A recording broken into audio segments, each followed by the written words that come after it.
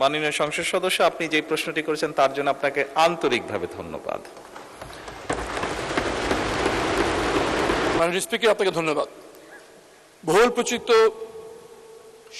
পত্রিকায় আমরা জানতে পেরেছি মাননীয় প্রধানমন্ত্রী সরকার দলীয় মহিলা এমপিদেরকে বিরোধী দলীয় সংসদ সদস্যদের এলাকায় উন্নয়ন তদারকি করার দায়িত্ব দিয়েছেন।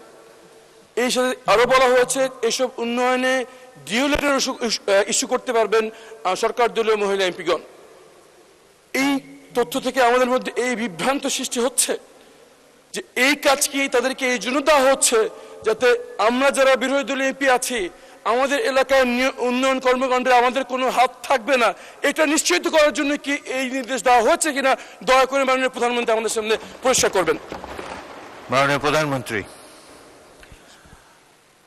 মাননীয় স্পিকার, ধন্যবাদ। মাননীয় সংসদ সদস্য, আপনি যে প্রশ্নটি করেছেন তার জন্য আপনাকে আন্তরিকভাবে ধন্যবাদ।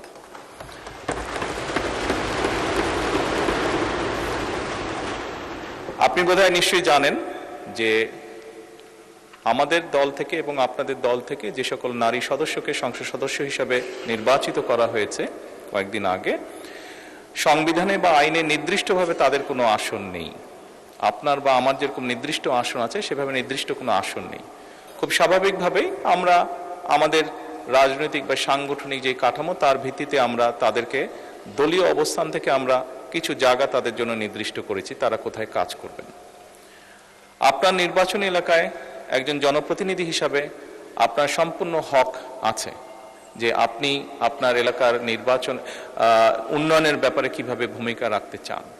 যেহেতু এই সংসদ এই নারী নেতৃবৃন্দকে বা নারী সংসদ সদস্যদেরকে নির্বাচিত করেছে, খুব স্বাভাবিকভাবেই তাদেরও একই রকম ভাবে হক আছে।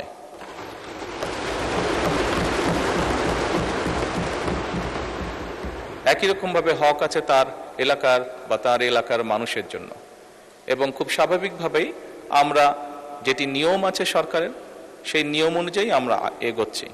আপনার এলাকার যদি কোনো উন্নয়নের কোনো বিষয়ে যদি আমার সহযোগিতা করার কিছু থেকে জানাবেন, আমি সরাসরি আপনাকে সহযোগিতার চেষ্টা করব। ধন্যবাদ।